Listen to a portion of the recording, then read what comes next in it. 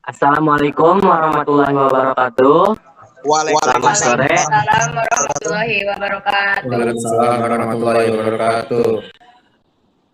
Sebelumnya kami berterima kasih atas partisipasinya untuk hadir dalam penyuluhan kami. Di sini kami melaksanakan penyuluhan dalam rangka untuk memenuhi tugas epidemiologi. Dan dosen pembimbing Ibu Maria Ulfa. Untuk pemateri, silakan untuk memaparkan materinya.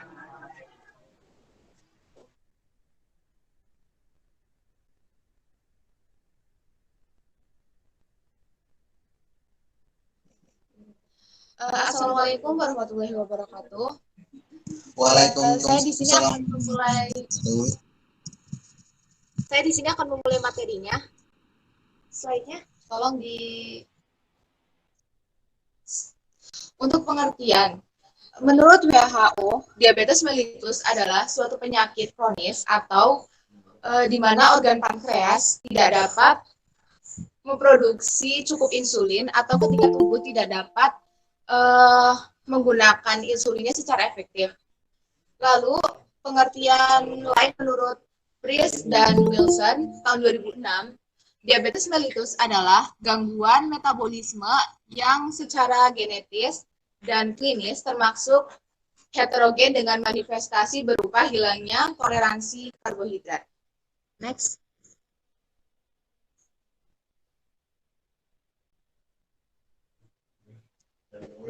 Lalu ada klasifikasi diabetes. Yang pertama ada diabetes mellitus tipe 1 atau insulin dependent. Diabetes tipe ini paling sering terdapat pada anak-anak dan dewasa muda, namun juga bisa terdapat pada semua umur. Yang kedua ada diabetes mellitus tipe 2 atau non-insulin dependent. Diabetes tipe ini biasanya timbul pada umur kurang lebih 40 tahun. Kebanyakan pasien diabetes ini memiliki tubuh yang gemuk dan resistensi terhadap kerja insulin. Lalu ada diabetes sekunder. Pada diabetes jenis ini, hiperglikemia berkaitan dengan penyebab lain yang jelas, meliputi penyakit pankreas, pankreatomi, sindrom Cushing, akromegali, dan sejumlah kelainan genetik yang tidak lazim. Lalu ada diabetes mellitus gestasional atau diabetes ini biasanya terjadi pada ibu hamil. Tipe diabetes ini terjadi selama masa kehamilan walaupun si ibu hamilnya itu tidak memiliki riwayat diabetes sebelumnya. Next. Lalu ada gejala-gejala diabetes mellitus. Yang pertama ada meningkatnya frekuensi buang air kecil. Ini terjadi karena sel-sel di tubuh tidak dapat menyerap glukosa. Ginjal mencoba mengeluarkan glukosa sebanyak mungkin. Akibatnya, penderita menjadi lebih sering melakukan buang air kecil daripada orang normal. Biasanya, penderita diabetes akan mengeluarkan 5 liter air kencing setiap harinya. Ini akan berlanjut bahkan pada malam hari. Penderita akan terbangun beberapa kali untuk buang air kecil. Itu merupakan pertanda bahwa ginjal sedang berusaha keras untuk menyingkirkan semua glukosa eksak dalam darah. Lalu ada rasa haus yang berlebihan. Dengan hilangnya air di tubuh karena sering buang air kecil, penderita akan merasakan haus dan tubuh membutuhkan banyak air. Rasa haus yang berlebihan berarti tubuh mencoba untuk mengisi kembali cairan yang hilang. Lalu ada kelaparan.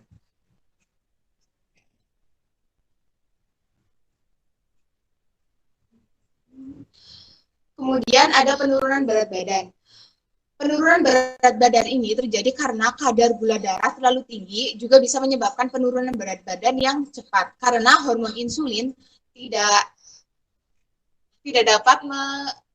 dapat glukosa untuk sel yang digunakan sebagai sumber energi atau yang digunakan tubuh untuk memecah protein dari otot sebagai sumber alternatif bahan bakar. Selanjutnya ada kulit yang bermasalah dan penyembuhan yang lambat. Kemudian ada infeksi jamur dan iritasi genital. Lalu yang terakhir ada keletihan, mudah tersinggung, pandangan menjadi kabur, serta mati rasa. Next.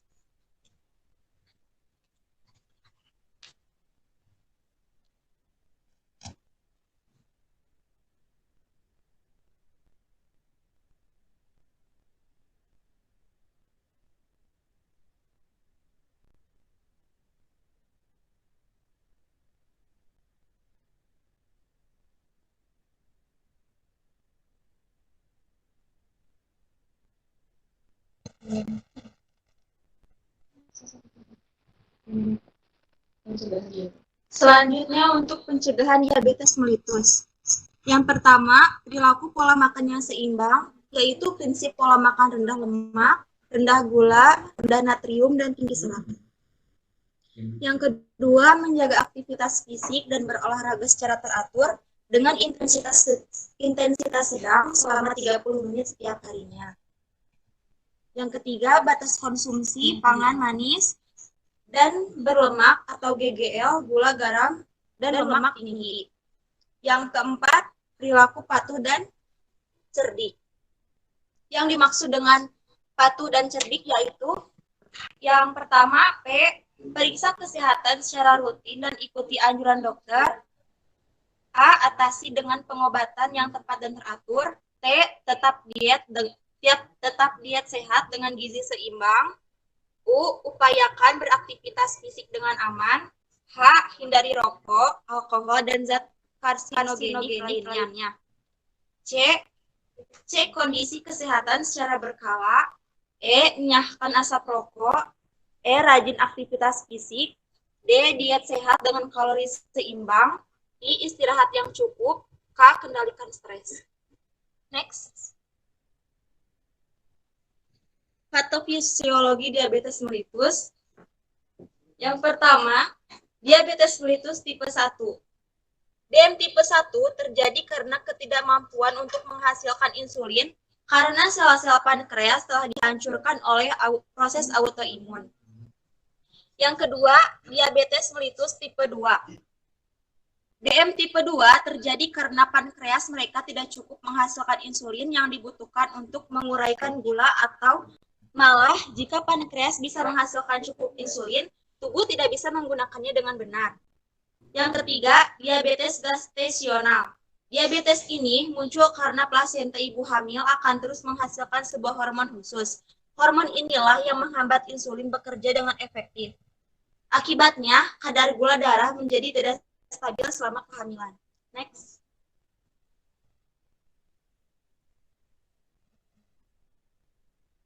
Untuk penanganan diabetes mellitus, yang pertama perencanaan makanan. Perencanaan makan.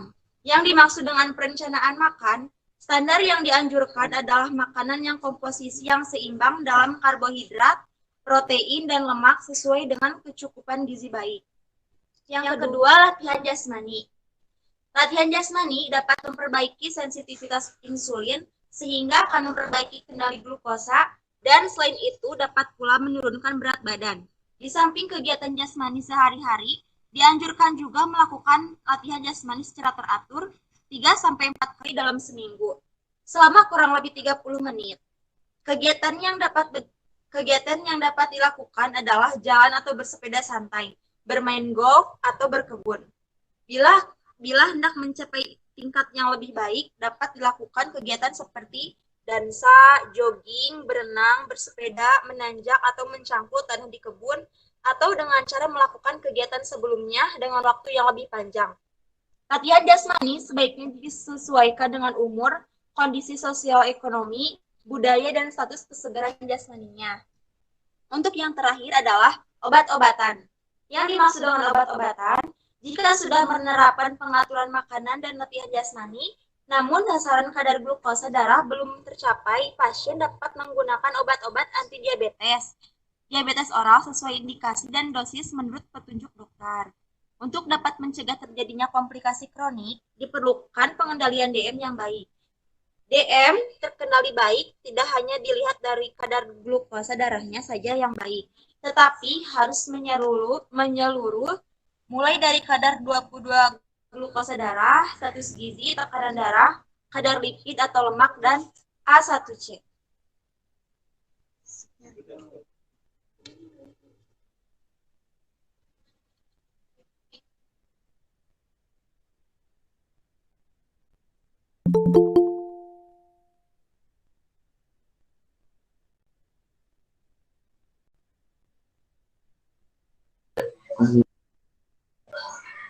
Baik, untuk materi sudah disampaikan.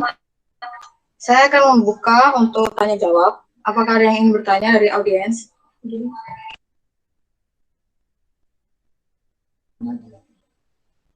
Apakah dari peserta ada yang ingin bertanya tentang materi yang tadi disampaikan?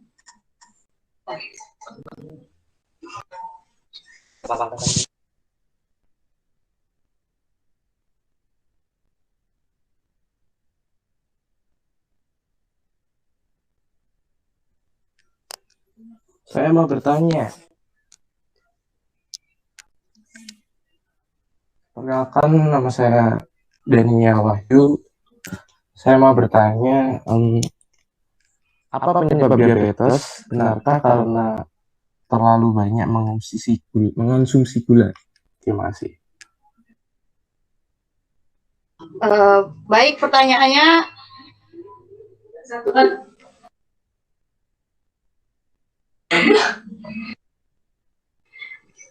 Sambil menunggu materi untuk mempersiapkan jawaban, untuk yang lain jika ada yang bertanya, silakan membuka mic-nya.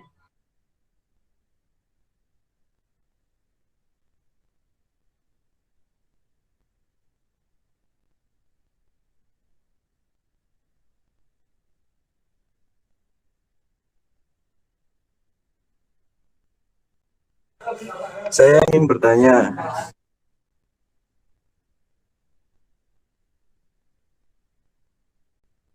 Perkenalkan, nama saya Devin Bedevrata dari Prodi S1 Stikes RS Baptis Kediri. Ingin bertanya, benarkah penderita diabetes tidak boleh makan makanan yang mengandung gula? Terima kasih. Ya, terima kasih untuk Devin dan Dania pertanyaannya. Saya akan membuka satu pertanyaan terakhir. Apakah ada yang ingin bertanya selain Devin dan Daniel?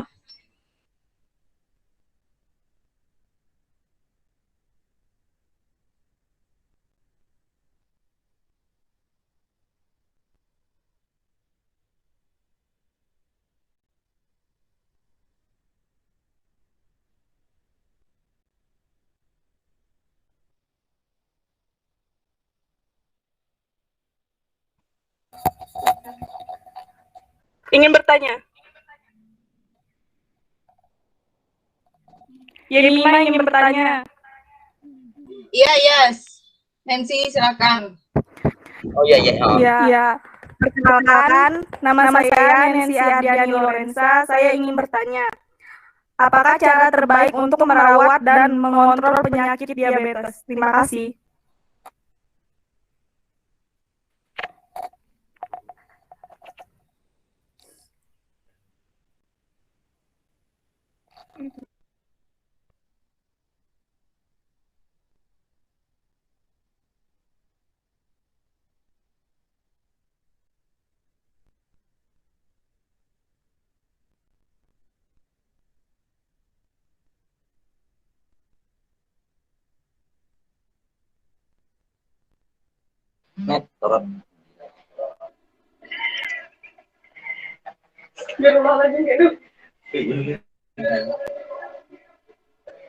Baiklah, di sini saya akan menjawab pertanyaan pertama dari Daniel.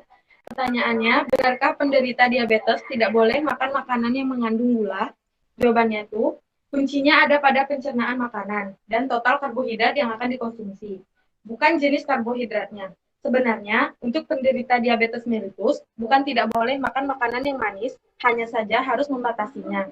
Alasan mengapa jumlah gula harus dibatasi yaitu, setelah tubuh mencerna makanan menjadi gula atau karbohidrat, sumber tenaga, darah akan membawa sumber tenaga tersebut ke seluruh tubuh. Akibatnya, level gula dalam darah pun naik. Kenaikan itu memicu tubuh untuk melepaskan hormon insulin. Pada kondisi normal, hormon insulin inilah yang akan bekerja memecah gula menjadi energi bagi tubuh kita. Dan dengan terurainya gula yang ada dalam darah, maka level gula darah pun akan kembali normal. Sedangkan untuk penderita diabetes tipe 1, pankreas mereka tidak bisa menghasilkan insulin, sehingga mereka membutuhkan suntik insulin setiap hari.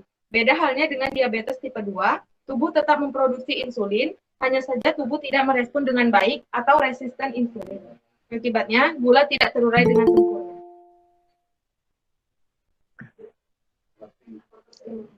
Apakah sudah mengerti? Iya, terima kasih atas penjelasannya. Untuk Daniel, apakah sudah paham? Sudah. Terima kasih. Untuk pertanyaan kedua dari Devin, silakan yang ingin menjawab. Di sini saya akan menjawab pertanyaan dari saudara Devin yang bertanya, apa penyebab diabetes? Benarkah karena terlalu berlebih mengkonsumsi gula? Jawabannya, diabetes terjadi ketika tubuh mengalami penurunan produksi insulin. Pada penderita diabetes tipe 1, pankreas mereka sama sekali tidak memproduksi insulin. Sedangkan penderita diabetes tipe 2 adalah pankreas mereka tidak cukup menghasilkan insulin yang dibutuhkan untuk mengurangi gula, atau malah jika pankreas bisa menghasilkan cukup insulin, tubuh tidak bisa menggunakannya dengan benar. Jadi, tidak benar jika gula menjadi penyebab seorang terkena diabetes. Penyebab utama pada diabetes tipe 1 sudah jelas, yaitu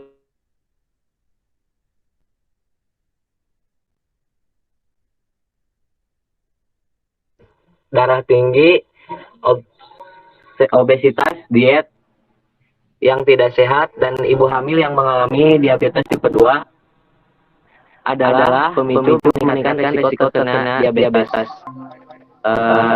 Sekian jawaban dari saya. Apakah sudah jelas?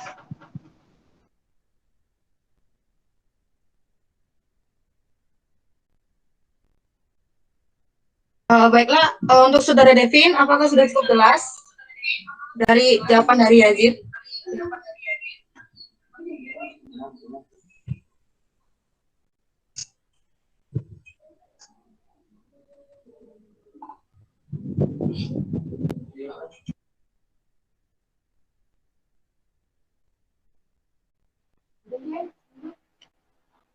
Oke, baik, saya di sini akan menjawab pertanyaan dari Nancy.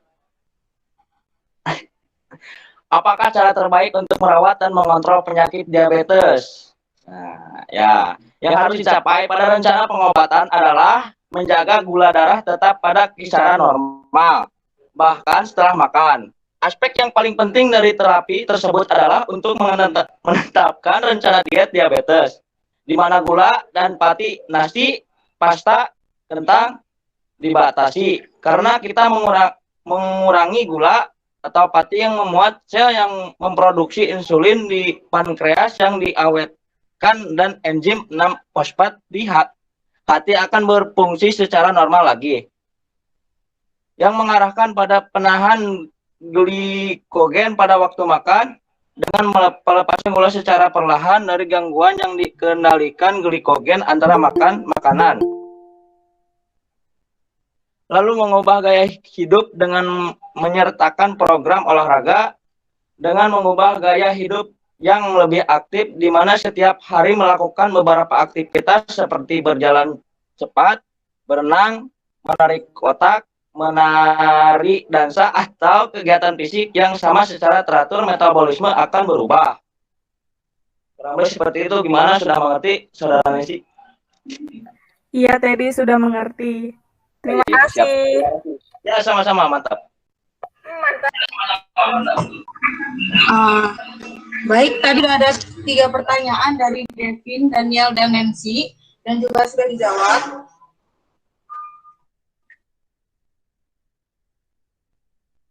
Selanjutnya, apakah ada yang ingin bertanya lagi dari peserta?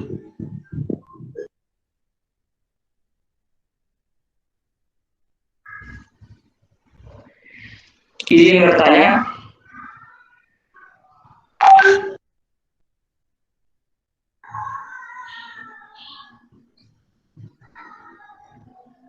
Sebelumnya izin memperkenalkan diri ya. Saya Muhammad Rizal dari Prodi Teknik Pertambangan Untas. Izin bertanya, kenapa luka pada penderita penyakit diabetes sulit sembuh dan jelaskan alasannya. Mungkin cukup sekian dan terima kasih. Assalamualaikum warahmatullahi wabarakatuh.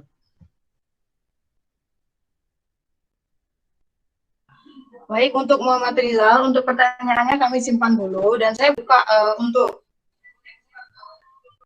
peserta lain yang ingin bertanya. Apakah ada yang ingin bertanya lagi?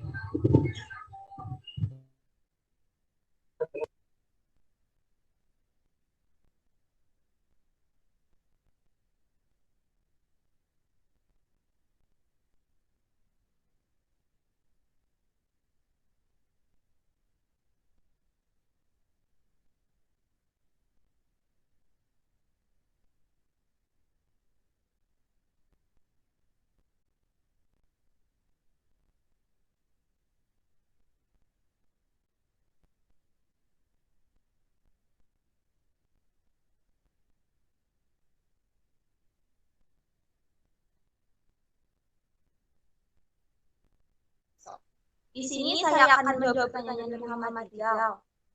Jadi luka pada penderita diabetes susah sembuh karena faktor penyempitan pembuluh darah dan daya tahan tubuh yang melemah. Lemahnya daya tahan tubuh penderita dapat memperbesar risiko infeksi pada luka yang tetap terbuka dan basah. Bagaimana, sudah mengerti Muhammad Rizal?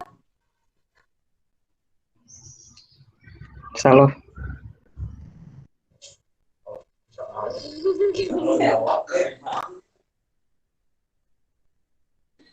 Baiklah, untuk saudara Muhammad Rizal sudah cukup jelas untuk jawaban dari Dinda.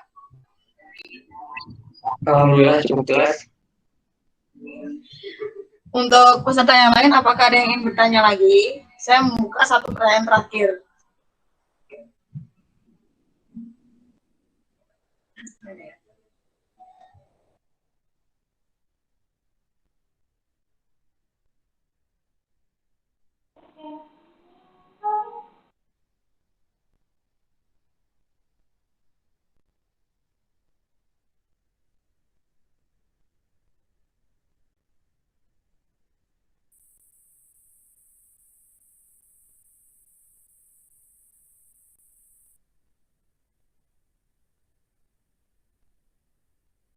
Baiklah, jika tidak ada, saya akan mengakhiri untuk penyuluhan hari ini. Terima kasih untuk teman-teman yang sudah bergabung. Terima kasih sudah meluangkan waktunya. Dan nanti jika ada Google Form untuk mengisi setelah ini, tolong diisi ya teman-teman.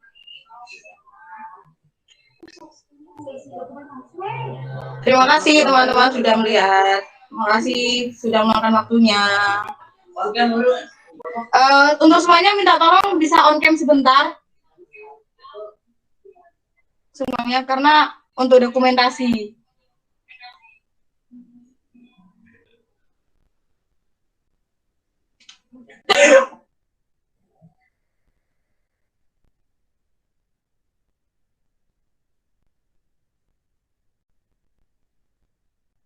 Untuk semuanya bisa minta tolong on cam sebentar saja. 2 menit untuk dokumentasi.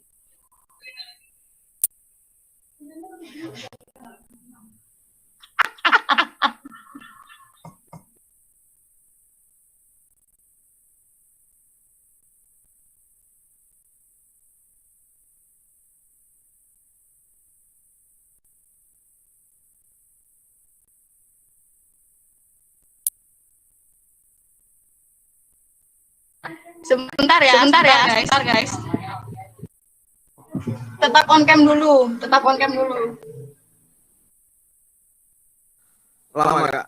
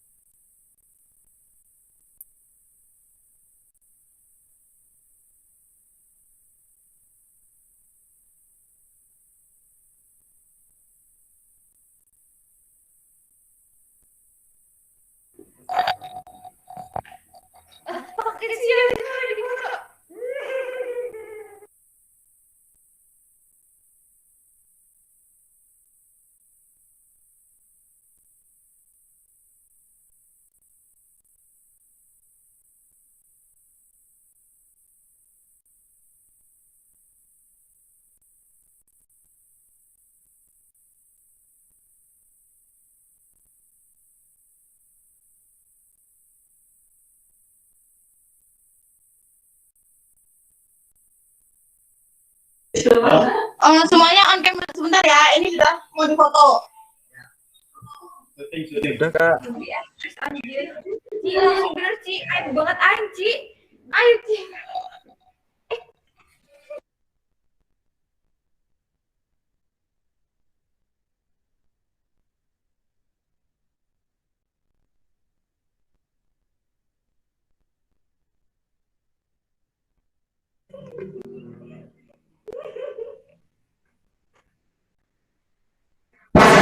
Kata si Ayu udah. Sabar ya.